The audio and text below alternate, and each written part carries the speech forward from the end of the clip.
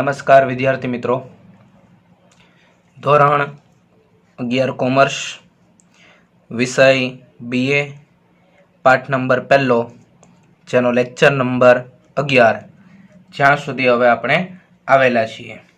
આશા રાખું છું કે તમે અને તમારો પરિવાર એ સુરક્ષિત હશો.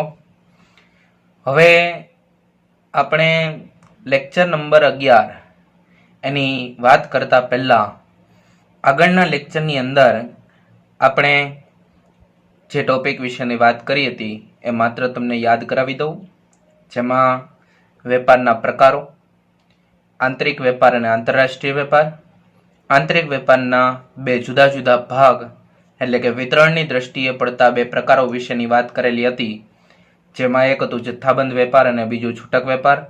અને આંતરરાષ્ટ્રીય વેપારની અંદર પણ આપણે 3 જુદા જુદા વેપારની વાત કરેલી હતી, જેની અંદર પણ 3 વેપાર હતા. એની અંદર એક આયાત વેપાર, બીજું નિકાસ વેપાર અને ત્રીજું પુનઃ નિકાસ વેપાર, જેના વિશેની વાત કરેલી હતી. ત્યાં આપણો વેપારનો જે પ્રકાર છે એ પૂરો થયો. હવે છે વાણિજ્ય. તો તમને ખ્યાલ હોય તો આપણે અગાઉ એક વર્ગીકરણ જોયું. એ વર્ગીકરણ હતું ધંધાકીય પ્રવૃત્તિનું વર્ગીકરણ. શેનું વર્ગીકરણ હતું? ધંધાકીય પ્રવૃત્તિનું વર્ગીકરણ, જેમાં પહેલું હતું વેપાર, બીજું હતું વાણિજ્ય અને ત્રીજું હતું ઉદ્યોગ. તો વેપાર, વાણિજ્ય અને ઉદ્યોગ, જેમાં વેપાર વિશેની વાત હવે આપણે પૂરી કરી.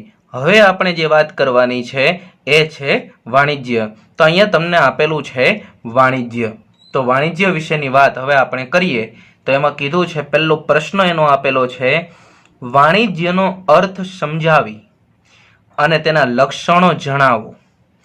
જણાવવું કીધું એટલે મતલબમાં મુદ્દાની અંદર કોઈ વિસ્તૃત સમજૂતી હશે નહીં. આ પ્રશ્ન તમને કેટલા માર્કમાં પૂછાય? 3 માર્કમાં. વાણિજ્યનો અર્થ સમજાવી તેના લક્ષણો સમજાવો. 3 માર્કની અંદર આ પ્રશ્ન છે તમને પૂછાઈ શકે. તો હવે આપણે જોઈએ. અર્થ આપ્યો છે. વાણિજ્ય કોને કહેવાય? તો વાણિજ્ય એટલે વેપાર અને વેપારને સહાયક સેવાઓ, એટલે કે વેપારને સરળ બનાવવા માટે, વેપારને અનુકૂળ બનાવવા માટે, કે વેપારી પ્રવૃત્તિને આગળ લઈ જવા માટે, કે વેપારી પ્રવૃત્તિને ફેલાવવા માટે જે સેવા કે સગવડતાની જરૂર પડે એ સેવા કે સગવડતા જેને વાણિજ્ય તરીકે ઓળખાવી શકાય. હવે એ સેવા કઈ, એ સગવડતા કઈ, તો તમને બીજા મુદ્દાની અંદર આપેલું છે. આ સેવાઓમાં બેન્કિંગ એટલે કે તમારે ધારો કે નાણાકીય સહાયની જરૂર પડે તો એ બેંક દ્વારા પૂરી પડે.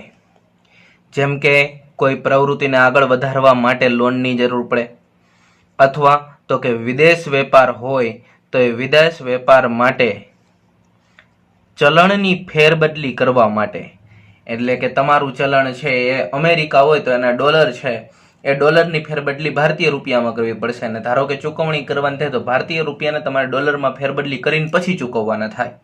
તો એવું કીધું છે કે વિદેશ વેપાર છે તો એમાં પણ ચલણની ફેરબદલી કરવી હોય તો ત્યારે પણ બેંકની જરૂર પડશે. તો વિદેશ વેપાર તો જેમાં બેંકની જરૂર પડશે. ત્યારબાદ આ બેંક છે એ આપણા વેપારને સરળ બનાવે, આપણી પ્રવૃત્તિને સરળ બનાવે છે. બીજું કીધું છે વીમો. ધારો કે તમે ભારતથી જહાજ દ્વારા વસ્તુ તમે ઇંગ્લેન્ડ મોકલાવો છો. હવે 25 લાખની વસ્તુ તમે ઇંગ્લેન્ડ મોકલાવો છો. ધારો કે એ વસ્તુ મોકલવા દરમિયાન એ દરિયાઈ માર્ગે, દરિયાઈ ચાંચિયાઓ એટલે દરિયાઈ લૂંટારુઓ, એ લૂંટારુઓ દ્વારા ધારો કે 25 લાખની વસ્તુની લૂંટ કરવામાં આવી, લૂંટી લીધી, તો તમારે તો 25 લાખનું નુકસાન જ ગયું. કેમ? તો કે સામે એક પણ રૂપિયો મળવા પાત્ર છે નહીં. વાતાવરણના કારણે કે પછી કોઈ પણ જહાજ તૂટી જાય, ભાંગી જાય, ડૂબી જાય, ગમે એ થાય, એના કારણે ધારો કે નુકસાન જાય તો તમારે ચોખ્ખું 25 લાખનું નુકસાન થાય. પણ એ 25 લાખના નુકસાનને બદલે ધારો કે તમે વસ્તુ અહીંથી ઇંગ્લેન્ડ મોકલો છો ત્યારે વસ્તુ ઉપર વીમો લ્યો. શું લેવામાં આવે? વીમો. 25 લાખની વસ્તુનું પ્રીમિયમ 25 લાખ નહીં ભરવું પડે, એટલે કે વીમો લ્યો એનું વીમાનું પ્રીમિયમ ભરવાનું થાય. જેમાં આપણે કઈ રીતે તો કે કોઈ પણ ટિકિટ લેવી હોય, ધારો કે કોઈ ઇનામી ટિકિટ લેવી છે, લોટરીની ટિકિટ લેવી છે, તો 500 રૂપિયાની ટિકિટ લેતા હોય, એમાં 5 કરોડની તમને લોટરી લાગવાની છૂટ હોય, શક્યતા હોય, પણ લાગે એની કોઈ શક્યતા ખરી? તો કે નહીં. તો એવી જ રીતે તમે વીમો લ્યો છો, તો એ વીમો છે એમાં 25 લાખ તમારે ભરવાનું નથી, પ્રીમિયમ એનું ઓછું હોય. ઉદાહરણ તરીકે ધારો કે 20,000 રૂપિયા પ્રીમિયમ ભર્યું. આ 20,000 રૂપિયા તમે પ્રીમિયમ ભરો છો ને પછી ધારો કે જહાજ ડૂબી ગયું, તો તમારી તો વસ્તુ ટોટલી ગઈ કે નહીં 25 લાખની, તો 20,000ના બદલામાં 25 લાખ જેટલું વળતર તમને વીમા કંપની ચૂકવે. તમારે એક પણ જાતનું રૂપિયો નુકસાન થવાનું નથી. પણ એવું સમજો કે વસ્તુ તમારી સલામત સામેના સ્થળે એટલે કે ઇંગ્લેન્ડ પહોંચી ગઈ તો તમને વીમા કંપની 20,000 રૂપિયા પરત આપશે? તો કે નહીં આપે. એ એનો નફો છે, એમાંથી તમને એક પણ રૂપિયો પરત મળવા પાત્ર નથી. નુકસાન જાય તે 25 લાખ ચૂકવે છે, તમે 20,000 જ ભર્યા હતા ને, તો નુકસાન ન જાય તો એટલો તેનો હક બનશે કે નહીં? તો 20,000 રૂપિયા એ રાખશે, બાકીના તમને કોઈ પણ રૂપિયો તમને પરત મળવા પાત્ર હોતો નથી. એટલે અહીંયા કીધું છે કે વીમો લેવામાં આવે જેના કારણે તમારો વેપાર છે એ સરળ બને. બીજું કીધું વાહન વ્યવહાર. એક જગ્યાએથી બીજી જગ્યાએ વસ્તુ પહોંચાડવામાં આવે એટલે વેપારની પ્રવૃત્તિ સરળ બની જાય. ત્યાર પછી કીધું છે સંદેશા વ્યવહાર. સંદેશા વ્યવહારની અંદર બીજા માધ્યમોનો સમાવેશ કરી શકાય, જેમ કે મોબાઈલ ફોન છે એ સંદેશા વ્યવહારનું માધ્યમ છે, પત્ર વ્યવહાર છે એ સંદેશા વ્યવહારનું માધ્યમ છે, ઇન્ટરનેટ છે એ સંદેશા વ્યવહારનું માધ્યમ છે. તો વેપારની અંદર આવા માધ્યમો શા માટે? તો તમારે ઓર્ડર લેવા માટે કે ઓર્ડર આપવા માટે. સંદેશા વ્યવહાર માટે મોબાઈલ, પત્ર કે ઇન્ટરનેટનો જ ઉપયોગ થશે, એના દ્વારા જ તમારે ઓર્ડર આપવાનો છે. તો તમે ઓર્ડર આપો છો કે ઓર્ડર મેળવો છો એના આધારે તમારો વેપાર સરળ બની જાય. ત્યારબાદ કીધું છે વખાર. ધારો કે અમેરિકાથી વસ્તુ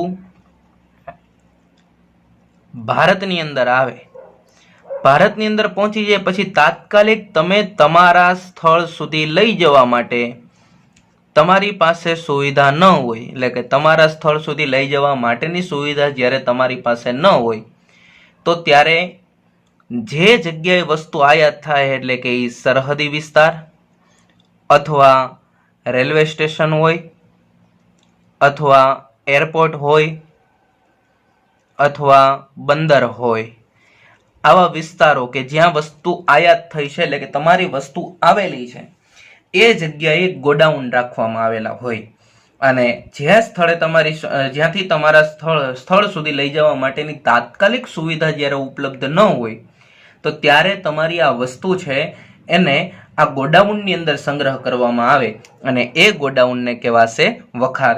તો તમારો વેપાર છે ને સરળ બનાવવા માટે, તમારા વસ્તુના સંગ્રહ માટે એ વખાર પણ એ ઉપયોગી માધ્યમ છે.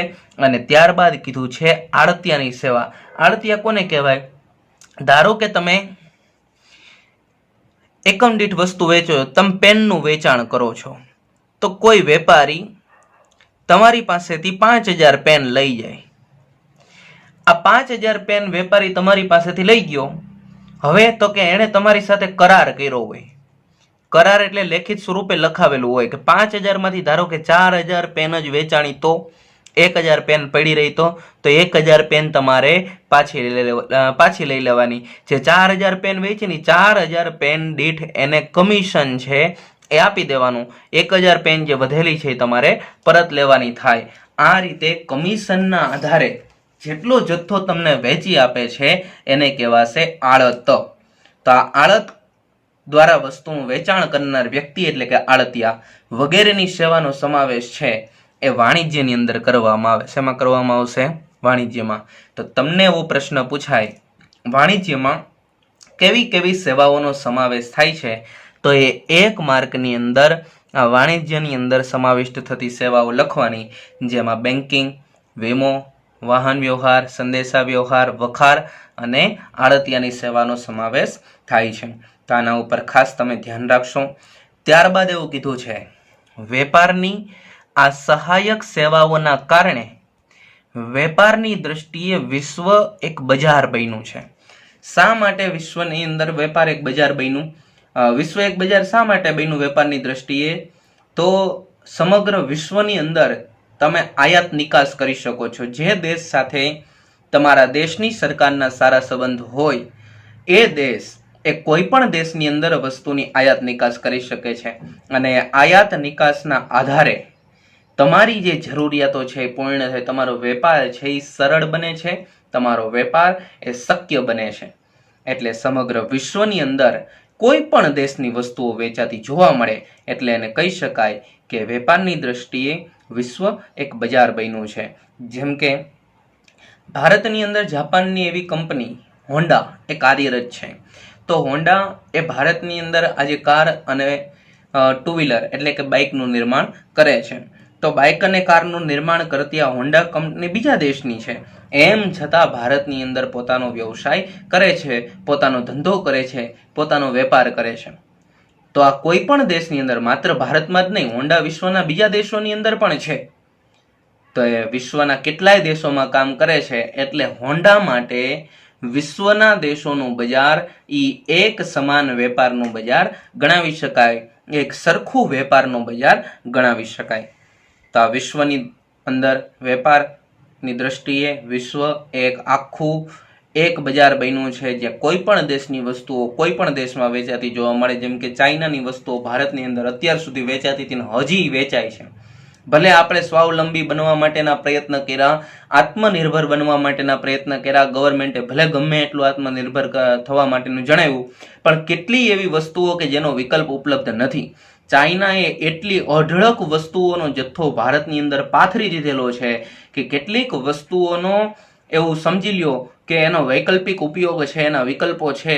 ધારો કે ચાઇનાની કોઈ બાઇક આવતી હોય તેની જગ્યાએ ભારતની બાઇક ઉપલબ્ધ છે, પણ ચાઇનાની કોઈ એવી વસ્તુ હશે કે જેનો વિકલ્પ હજી ભારતમાં છે જ નહીં, અને એ વિકલ્પ માટે આપણે બીજા દેશો પાસેથી માંગણી કરવી પડે. તો ચાઇનાને સંપૂર્ણપણે નહીવત કરવું એ થોડું હાલની પરિસ્થિતિને જોતા અઘરું છે. આવનારા સમયની અંદર કદાચ આપણે એની વસ્તુઓને સાવ સંપૂર્ણપણે છે નેસ્ત નાબૂદ કરી દઈએ, પણ હાલની સ્થિતિમાં એને દૂર કરવી એ થોડી અઘરી રહેશે. પણ આપણે સ્વાવલંબી બનવાના વિચાર તરફ આગળ વધ્યા છે, એક મહત્વપૂર્ણ પગલું કહી શકાય. તો ચાઇનાનું ભારતની અંદર વેચાણ થતું હતું વસ્તુનું, તો એ પણ એવું કહી શકાય કે વિશ્વ બજારનું કારણ કહી શકાય. વેપાર છે વિશ્વ બજારની દ્રષ્ટિએ સમાન બની ગયું છે. ત્યારબાદ વાણિજ્યના લક્ષણો વિશેની વાત કરીએ તો વાણિજ્યના લક્ષણો તમને અહીંયા આપેલા છે. તો વાણિજ્યના લક્ષણો અથવા લાક્ષણિકતાઓ. તમને એવો પ્રશ્ન અલગથી પૂછાય, વાણિજ્યના લક્ષણો અથવા લાક્ષણિકતાઓ જણાવો. 2 અથવા 3 માર્કમાં આવે. કેટલા માર્કમાં?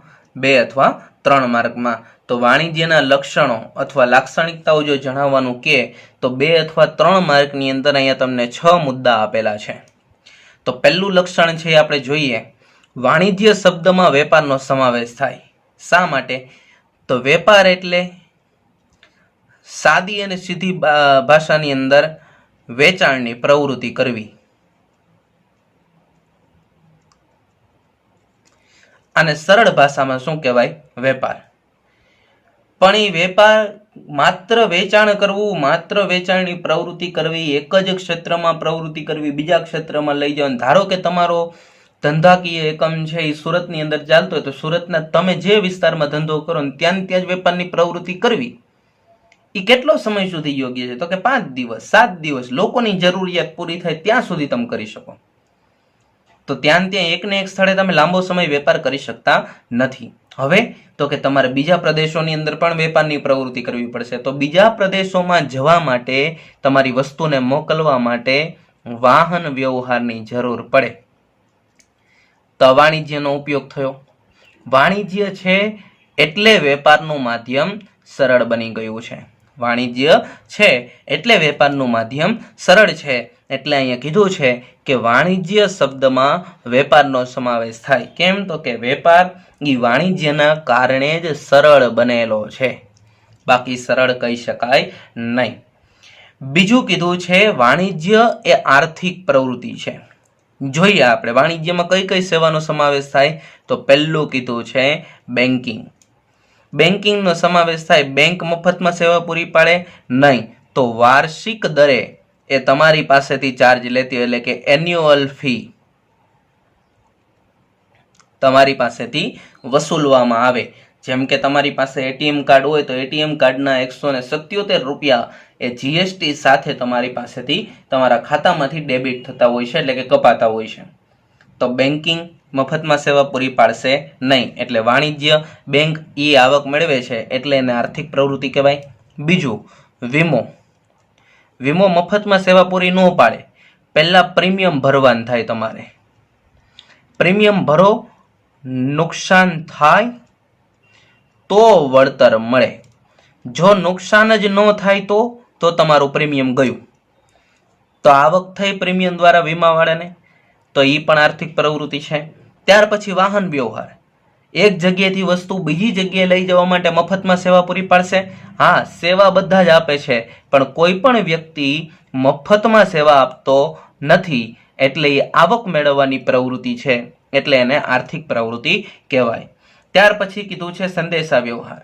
મફતમાં ન થાય. પત્ર તમે મોકલો તો પણ એની ફી પણ તમારે ભરવી પડતી હોય. ફોન કરો તો એની ફી ભરવી પડતી. ઇન્ટરનેટ દ્વારા કોઈ પણ કાર્ય કરો તો પણ એનો તમારે ચાર્જ છે, રિચાર્જ છે કરાવવું પડતું હોય. વાઈફાઈનું તમારે બિલ છે એ ભરવું પડતું હોય. એટલે એ પણ મફતમાં થતું નથી. એટલે આર્થિક પ્રવૃત્તિ છે. ત્યાર પછી કીધું છે વખાર. વખાર મફતમાં સેવા ન આપે. તમે કોઈ પણ જગ્યાએથી વસ્તુ મંગાવો અને વખારની અંદર, એટલે કે સરહદી વિસ્તારોની અંદર આવેલા આવા ગોડાઉનની અંદર સંગ્રહ કરો તો મફતમાં સંગ્રહ કરવા દેતા નથી. તમે જેટલો સમય માટે વસ્તુ સંગ્રહિત કરો છો એટલા સમયનું નક્કી કરેલું જેટલું પણ એનો દર હશે, જેટલો પણ એનો ખર્ચ હશે એ તમારે ભાડું ચૂકવવું પડતું હોય. ઉપરાંત ધારો કે વસ્તુ જહાજ દ્વારા આવી તો જહાજમાંથી ઉતારીને વખાર સુધી લઈ જવામાં જે મજૂરનો ઉપયોગ કરો છો એ મજૂરની મજૂરી, એટલે કે એને કહેવાશે દરમાયો, એ પણ તમારે ચૂકવવો પડશે. તો આ બધા જ ખર્ચાઓ છે તમારે ઉઠાવવા પડતા હોય છે. અને કીધું છે છેલ્લું આળતિયા. તમારી પાસેથી આપણા પેન વાળું આપણે ઉદાહરણ જોયું. 4000 5000 પેન લઈ ગયા, એમાંથી 4000 વેચી, 1000 પડી, તો 4000 વેચશે, મફતમાં નહીં વેચી આપે. એના ઉપર નક્કી કરેલા દરે તમારે એને કમિશન ચૂકવવું પડતું હોય. તો નક્કી કરેલા દરે જે તમે કમિશન ચૂકવો છો એ પણ આવક મેળવવાના હેતુથી જ આળતિયાવાળા છે એ આળત દ્વારા સેવા પૂરી પાડે છે. એને પણ આર્થિક પ્રવૃત્તિ કહેવાશે. માટે વાણિજ્ય એ આર્થિક પ્રવૃત્તિ છે. ત્રીજો મુદ્દો કીધો વેપારને મદદરૂપ થાય તેવી સહાયક સેવાઓનો સમાવેશ શેમાં કરવામાં આવે? તો કે વાણિજ્યમાં. વાણિજ્યમાં કોનો સમાવેશ થાય? તો વેપારને મદદરૂપ થાય, સહાયરૂપ થાય એવી સહાયક સેવાઓ, મદદ કરતા સેવાઓનો સમાવેશ થાય. દાખલા તરીકે બેન્કિંગ, વીમો અને વાહન વ્યવહાર. અહીં 3 ઉદાહરણ આપ્યા. ઉપરાંત બીજા ઉદાહરણો આપણે આગળ જોયા. સંદેશા વ્યવહાર, વખાર અને આળતિયા. એના સિવાયના પણ હોઈ શકે. ત્યાર પછીનો ચોથો મુદ્દો કીધો છે વસ્તુના સમય અને સ્થળ ઉપયોગિતામાં વધારો થાય. સમય ઉપયોગિતામાં વધારો કેવી રીતે થાય, સ્થળ ઉપયોગિતામાં વધારો કેવી રીતે થાય? તો અહીંયા જોઈએ આપણે પાઠ શરૂ કર્યો ત્યારબાદ ધંધાના લક્ષણો જોયા હતા ત્રીજા લેક્ચરમાં. એ ધંધાના લક્ષણની અંદર ચોથું લક્ષણ હતું તુષ્ટિગુણનું સર્જન. એમાં 3 પ્રકારના તુષ્ટિગુણનું સર્જન થતું હતું. એક હતું સ્વરૂપ તુષ્ટિગુણ, એક હતું સ્થળ તુષ્ટિગુણ અને એક હતું સમય તુષ્ટિગુણ. સ્વરૂપ તુષ્ટિગુણ કોને કહેવાય? તો કે કાચા માલમાંથી તૈયાર માલમાં રૂપાંતર થાય, આને કહેવાય સ્વરૂપ, એટલે સ્વરૂપ બદલી ગયું. સ્થળ તુષ્ટિગુણ કોને કહેવાય? તો વસ્તુ એક સ્થળેથી બીજા સ્થળે જાય, આને કહેવાશે સ્થળ તુષ્ટિગુણ, એટલે ફેરબદલી થઈ. અને સમય તુષ્ટિગુણ કોને કહેવાય? તો કે સંગ્રહિત કરેલી વસ્તુ જ્યારે જરૂર પડે ત્યારે બજારમાં પૂરી પાડવામાં આવે, તો આને કહેવાશે સમય તુષ્ટિગુણ. તો કીધું છે કે વાણિજ્ય એ વસ્તુના સમય અને વસ્તુના સ્થળ ઉપયોગિતામાં વધારો કરે. કોઈ વસ્તુ વખારની અંદર સંગ્રહિત કરવામાં આવી હોય, ઉદાહરણ તરીકે ફટાકડા અને પતંગ, આ બંને એવી વસ્તુઓ છે કે જેની માંગ કોઈ ચોક્કસ સમયે થાય છે, પણ એનું ઉત્પાદન છે ને આખું વર્ષ ચાલે. તો ફટાકડાનું ઉત્પાદન આખું વર્ષ થાય ને પતંગનું ઉત્પાદન આખું વર્ષ થાય. આ તો આપણે એટલા જોશીલા છીએ કે 2 દિવસમાં આખા વર્ષનું ઉત્પાદન પૂરું કરી દઈએ, એટલા ફટાકડા ફોડી નાખીને એટલી પતંગો પૂરી કરી દઈશ. તો આ ફટાકડા અને પતંગ એનું ઉત્પાદન આખું વર્ષ થતું હોય, જ્યારે એનું વેચાણ તો કે કોઈ ચોક્કસ સમય થાય. દિવાળી આવે ત્યારે ફટાકડાની જરૂર પડશે અને ઉત્તરાયણ દરમિયાન પતંગની જરૂર પડશે. તો એ સંગ્રહિત કરેલા હોય તો માંગ ક્યારે થાય? તો કે ફટાકડાની માંગ દિવાળીએ થાય, પતંગની માંગ ઉત્તરાયણે થાય. તો જ્યારે જરૂર પડે ત્યારે પતંગ પૂરી પાડવામાં આવે કે નહીં? તો વખારમાં પડેલી પતંગ છે એ યોગ્ય સમયે બહાર આવી, તો એણે સમય સાચવી લીધો. જે સમયે જરૂર હતી એ સમયે મળી, એટલે એને કહેવાય સમય ઉપયોગિતા પૂરી પાડી. અને બીજું કીધું છે સ્થળ ઉપયોગિતા. સ્થળ ઉપયોગિતા શેમાં? તો કે વાહન વ્યવહાર. વાહન વ્યવહાર દ્વારા વસ્તુ, ધારો કે સુરત છે અને અમદાવાદ સુધી લઈ જવી હોય તો અમદાવાદ સુધી જરૂર હોય ને પહોંચાડવામાં આવે તો સુરતથી અમદાવાદ ગઈ, સુરતથી અમદાવાદ, તો સ્થળ બદલી ગયું કે નહીં? એ સ્થળ બદલવામાં મદદરૂપ કોણ થયું? તો કે વાહન વ્યવહાર. એટલે વાહન વ્યવહારે કઈ ઉપયોગિતાનું સર્જન કર્યું? સ્થળ ઉપયોગિતાનું. તો વસ્તુના સમય અને સ્થળ ઉપયોગિતામાં વાણિજ્યના કારણે એ વધારો થાય છે. એટલે કે સહાયક સેવાઓ દ્વારા એ વેપારની અંદર ફેલાવો કરી શકાય. ત્યારબાદ કીધું છે કે સહાયક સેવાઓનું સાતત્ય હોય છે. સાતત્ય એટલે સતત. સાતત્ય એટલે યાદ રાખવું, સતત જળવાઈ રહેવું. આને કહેવાશે સાતત્ય. સતત જળવાઈ રહેવું, જેને શું કહેવાય? સાતત્ય. તો સહાયક સેવા, ધારો કે વેપાર છે એમને ચાલતો હોય ને પછી સહાયક સેવાઓ મળતી બંધ થઈ જાય તો વેપાર અટકી જાય. તો સહાયક સેવા જો મળતી રહે ને તો વેપાર સતત કાર્યરત રહે. એટલે સહાયક સેવા એ સાતત્ય હોય છે અને સતત મળી રહે એ પણ જરૂરી છે. અને છઠ્ઠો મુદ્દો કીધો, વેપારને સહાયક સેવાઓ યોગ્ય કિંમતે મળી રહે તો ગ્રાહકોને વાજબી કિંમતે વસ્તુઓ પૂરી પાડી શકાય. વાજબી કિંમત કોને કહેવાય? જેની વાત આપણે અગાઉ કરેલી છે. ગ્રાહકને સંતોષ મળે અને ઉત્પાદક અથવા વેપારીને યોગ્ય વળતર મળે. આમ આ બંનેની જરૂર છે. ગ્રાહકને પણ સંતોષ મળવો જોઈએ વસ્તુમાંથી અને ઉત્પાદક કે વેપારીને યોગ્ય વળતર મળવું જોઈએ. આમાં બંનેની જરૂરિયાતોને સંતોષતી કિંમત હોય એવી કિંમતને કેવી કહેવાશે? વાજબી કિંમત. તો વાજબી કિંમતે વસ્તુ કઈ રીતે? ધારો કે તમે 50 રૂપિયાની વસ્તુ અહીંયાથી અમદાવાદ મોકલેલી છે. સુરતથી ક્યાં ગઈ? અમદાવાદ. તો 50 રૂપિયાની વસ્તુ અમદાવાદ ગઈ. અમદાવાદ પહોંચી ને ત્યારે 50 રૂપિયાની એક વસ્તુ ઉપર જે વાહન વ્યવહારનો જે ખર્ચ થયો ને, એ વાહન વ્યવહારનો ખર્ચ એક વસ્તુનો ભાગ પાડતા ટોટલ ઘણી બધી વસ્તુ ગઈ, એમાંથી એક વસ્તુ દીઠ વાહન વ્યવહારનો ખર્ચ ધારો કે 3 રૂપિયા થયો. એટલે અમદાવાદ પહોંચી કેટલાય? 53 રૂપિયાએ પહોંચી. પછી તો કે વેપારી એમાંથી 7 રૂપિયા નફો મેળવે એક વસ્તુ ઉપર, એટલે એ વસ્તુ ગ્રાહકને કેટલામાં પડી? 60 રૂપિયામાં. તો 60માં પડી. હવે બીજું ઉદાહરણ જોઈએ. 50 રૂપિયાની વસ્તુ ધારો કે અમદાવાદ મોકલો છો અને અમદાવાદ મોકલતા એક વસ્તુ દીઠ ધારો કે 9 રૂપિયા જેટલો વાહન વ્યવહારનો ખર્ચ થયો. કેટલો? 9 રૂપિયા જેટલો. 9 રૂપિયા જેટલો ખર્ચ થાય અને પછી 6 રૂપિયા જેટલી નફો છે એ ત્યાંનો વેપારી મેળવે, એટલે એ ગ્રાહકને વસ્તુ પડશે 65 રૂપિયામાં. કેટલામાં પડશે? 65 રૂપિયામાં. તો વિચાર કરો કે જો સહાયક સેવા છે એ મોંઘી પડે, એટલે કે વાહન વ્યવહારની સગવડતા મોંઘી પડે, તો ગ્રાહકને વસ્તુ મોંઘી મળવાની કે નહીં? અહીં જો વસ્તુ 3 રૂપિયા સહાયક સેવાના થતા હતા વાહન વ્યવહારના, એટલે 60માં મળી. અહીં 9 રૂપિયા વાહન વ્યવહારના થયા, એટલે વસ્તુની કિંમત કેટલી થઈ? 65. તો સહાયક સેવા જેટલી સસ્તી કિંમતે ગ્રાહકને મળે ને એટલી વસ્તુ વાજબી કિંમતે વસ્તુઓ છે એ ગ્રાહક સુધી પહોંચાડી શકાય. જો સહાયક સેવા મોંઘી પડશે તો ગ્રાહકને વસ્તુઓ પણ એ મોંઘી મળશે. તો આ વાણિજ્યના લક્ષણો વિશેની વાત કરી. તો વાણિજ્યનો અર્થ સમજાવી અને વાણિજ્યના લક્ષણો આખું પૂછાય તોય 3 માર્કમાં, અને માત્ર તમને લક્ષણો પૂછાય તો પણ 2 અથવા 3 માર્કની અંદર પૂછાય. પણ 6 લક્ષણો 2 માર્કમાં પૂછાય તો પણ લખવાના, અને 3 માર્કમાં પૂછાય તો પણ 6 લક્ષણો લખવાના. ત્યારબાદ નવો પ્રશ્ન છે, વેપાર અને વાણિજ્ય વચ્ચેનો તફાવત સમજાવો. 2 અથવા 3 માર્કની અંદર આ તફાવત તમને પૂછાય. તો 3 મુદ્દાનો તફાવત છે, 2 અથવા 3 માર્કની અંદર તમને પૂછાઈ શકે. આપણે અગાઉ પણ આ પાઠની અંદર આ પાઠનો એટલે કે પહેલા પાઠનો આ ત્રીજો તફાવત છે. કેટલામો તફાવત છે? ત્રીજો. પહેલો તફાવત હતો આર્થિક પ્રવૃત્તિ અને બિનઆર્થિક પ્રવૃત્તિ. બીજો તફાવત હતો ધંધો, વ્યવસાય અને રોજગાર. અને આ ત્રીજો તફાવત આ જ પાઠનો છે વેપાર અને વાણિજ્ય. તો વેપાર અને વાણિજ્યનો તફાવત જ્યારે તમને પૂછાય ત્યારે એ 3 માર્ક અથવા 2 માર્કની અંદર આ તફાવત તમને પૂછાય. તો અગાઉ આપણે વાત કરેલી છે કે તફાવત હવે જ્યારે ધોરણ 11 કોમર્સથી તમને જ્યારે પણ તફાવત પૂછાય ત્યારે ફરજિયાત તફાવતના મુદ્દા લખવા જરૂરી છે. જો તમે તફાવતના મુદ્દા નથી લખતા તો આખો તફાવત સાચો હોવા છતાં પણ માર્ક મળવા પાત્ર નથી. એટલે ખાસ યાદ રાખજો કે તફાવતના મુદ્દા એની સાથે કઈ વિગતના આધારે તફાવત પાડવામાં આવેલો છે એ સાથે લખવું જરૂરી છે. તો પહેલો મુદ્દો આપ્યો છે અર્થ.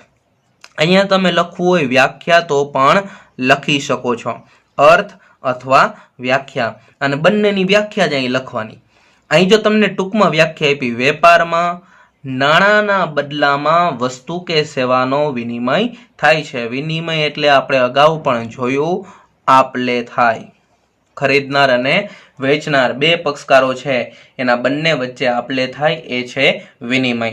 તો વેપારમાં નાણાંના બદલામાં વસ્તુ કે સેવાનો વિનિમય થાય અને વાણિજ્યમાં વેપાર ઉપરાંત વેપારને સહાયક સેવાઓનો સમાવેશ થાય, જેને શું કહેવાશે?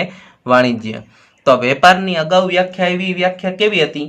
તો એમાં લખ્યું હતું કે કોઈ પણ બે પક્ષકારો વચ્ચે વસ્તુ કે સેવાના બદલામાં વસ્તુ કે સેવા અથવા નાણાંના બદલામાં વસ્તુ કે સેવાનો વિનિમય એટલે વેપાર.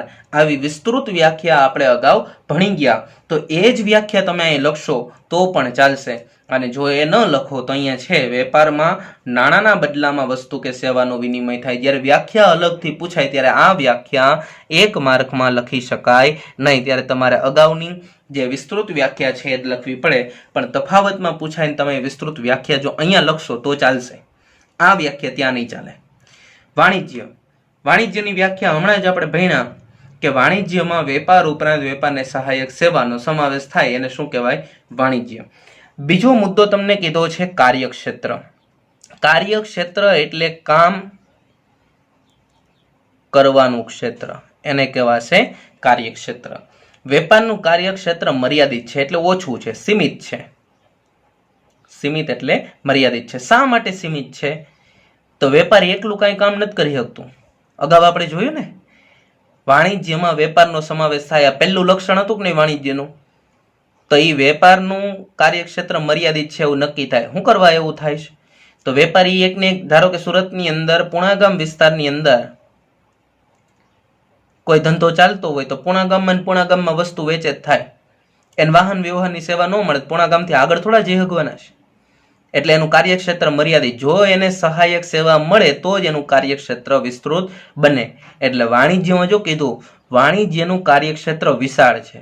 શા માટે વિશાળ? વિશાળ અથવા એને કહેવાશે ફેલાયેલું છે. શા માટે એવું કીધું? તો કે વાણિજ્યમાં વેપારનો સમાવેશ થઈ જાય. વાણિજ્ય છે એટલે વેપાર છે એ સરળ બને. જો વાણિજ્ય નથી તો વેપાર સરળ બનતો નથી. એટલે કીધું છે કે વાણિજ્યનું કાર્યક્ષેત્ર વિશાળ છે. શા માટે? તો કે વાણિજ્યમાં વેપારનો સમાવેશ થાય છે. એટલે અહીંયા કીધું છે વેપારનું કાર્યક્ષેત્ર મર્યાદિત છે અને વાણિજ્યનું કાર્યક્ષેત્ર વિશાળ છે.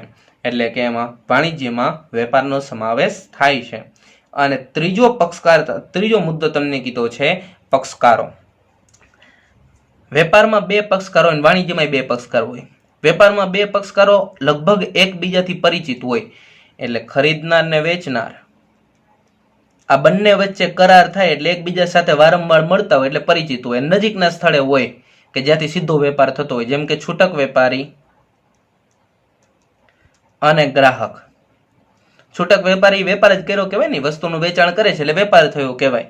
તો ગ્રાહક છૂટક વેપારી પાસેથી વસ્તુ ખરીદે એટલે છૂટક વેપારી ગ્રાહકને જાણતો હોય ને ગ્રાહક છૂટક વેપારીને જાણતો હોય. ગ્રાહકની આર્થિક પરિસ્થિતિ છૂટક વેપારી પરિચિત જ હોય. શા માટે? તો કે છૂટક વેપારી એવા વિસ્તારમાં લોકોની વચ્ચે જઈ અને કામ કરતા હોય છે, લોકોની નજીકના સ્થળે પોતાનો ધંધાકીય એકમ ચલાવતા હોય છે, કે જેના કારણે પોતાના સ્થળે પોતાના ધંધાની અંદર આવતા જે કોઈ પણ ગ્રાહકો એનાથી એ પરિચિત હોય છે, એની આર્થિક પરિસ્થિતિ એટલે કે નાણાકીય સ્થિતિથી પણ એ પરિચિત હોય છે. શા માટે? તો કે પ્રત્યક્ષ રીતે સંકળાયેલા છે. કેવી રીતે સંકળાયેલા છે? પ્રત્યક્ષ રીતે સંકળાયેલા છે. છૂટક વેપારીના ગ્રાહક એટલે એકબીજાથી પરિચિત હોય. જ્યારે વાણિજ્યમ જો કીધું, વાણિજ્યમાં બંને પક્ષકારો દૂરના સ્થળે હોય. ધારો કે સુરતથી અમદાવાદ વસ્તુ મોકલો તો એકબીજાથી દૂરનું સ્થળ છે, અપરિચિત હોઈ શકે. ફોન ઉપર માત્ર વાત થઈ, અમદાવાદના વેપારીએ સુરતથી વસ્તુ મંગાવેલી હોય, ફોન ઉપર વાત થઈ હોય તો વાહન વ્યવહાર દ્વારા વસ્તુ અમદાવાદ જાય, અપરિચિત હોઈ શકે. હોય છે એવું નથી કીધું, છતાં સહાયક સેવાઓ મેળવી શકે છે. એટલે કે વસ્તુ વાહન વ્યવહારની સેવા મળી જાય એટલે વસ્તુ એને મળી જાય, બેંકની સેવા મળી જાય એટલે વસ્તુ એને મળી જાય, વીમાની સેવા મળી જાય એટલે વસ્તુ એને મળી જાય છે. એટલે કીધું છે કે સહાયક સેવાઓ દૂરના સ્થળે હોવા છતાંય પ્રાપ્ત થાય એટલે એને કહેવાય કાર્યક્ષેત્ર વિશાળ છે. તો તફાવતના મુદ્દા, વેપાર અને વાણિજ્યનો તફાવત. પહેલો મુદ્દો છે વેપારમાં નાણાંના બદલામાં વસ્તુ કે સેવાનો વિનિમય થાય. અહીંયા તમે એવું પણ લખી શકો, બે પક્ષકારો વચ્ચે વસ્તુ કે સેવાના બદલામાં વસ્તુ કે સેવા અથવા નાણાંના બદલામાં વસ્તુ કે સેવાનો વિનિમય એટલે વેપાર. વાણિજ્યમાં એવું કીધું છે, વાણિજ્યમાં વેપાર ઉપરાંત વેપારને સહાયક સેવાઓનો સમાવેશ કરવામાં આવે છે. કાર્યક્ષેત્ર કીધું, વેપારનું કાર્યક્ષેત્ર મર્યાદિત છે, અને વાણિજ્યમાં કીધું વાણિજ્યનું કાર્યક્ષેત્ર વિશાળ છે એટલે કે ફેલાયેલું છે. શા માટે? તો કે વાણિજ્યમાં વેપારનો સમાવેશ થઈ જાય છે. અને પક્ષકારો કીધા છે, વેપારમાં બંને પક્ષકારો લગભગ એકબીજાથી પરિચિત હોય છે અને નજીકના સ્થળે હોય છે. ઉદાહરણ આપણે જોયું, ગ્રાહક અને છૂટક વેપારી. કેમ? તો કે પ્રત્યક્ષ રીતે સંકળાયેલા હોવાના કારણે એકબીજાથી પરિચિત હોય. અને વાણિજ્યમાં કીધું છે કે વાણિજ્યમાં બંને પક્ષકારો દૂરના સ્થળે અને અપરિચિત હોઈ શકે. હોઈ શકે એવું કીધું છે, અપરિચિત જ હોય એવું જરૂરી નથી, જાણતા પણ હોય. પણ એમ છતાં જો અપરિચિત હોય એમ છતાં પણ ફોન દ્વારા વાતચીત થવાના કારણે એ સહાયક સેવાઓ મેળવી શકે છે. તો આજના લેક્ચરમાં આપણા બે ટોપિક, એક વાણિજ્યનો અર્થ સમજાવી એના લક્ષણો જણાવો તો એ 3 માર્કનો પ્રશ્ન અથવા અલગથી લક્ષણ પૂછાય તો પણ 2 અથવા 3 માર્કમાં પૂછાય. અને બીજો આપણો પ્રશ્ન છે વેપાર અને વાણિજ્યનો તફાવત સમજાવો, 2 અથવા 3 માર્કમાં. આ બે મુદ્દાઓ સાથે આજનું લેક્ચર આપણે અહીંયા પૂર્ણ કરીએ. આ કોરોનાની સ્થિતિની અંદર આપ અને આપણા પરિવાર સલામત રહે, આપ આપના પરિવારની કાળજી લેશો એવી નમ્ર વિનંતી. અને ફરી એકવાર નવા લેક્ચર સાથે આપણે મળશું. Thank you.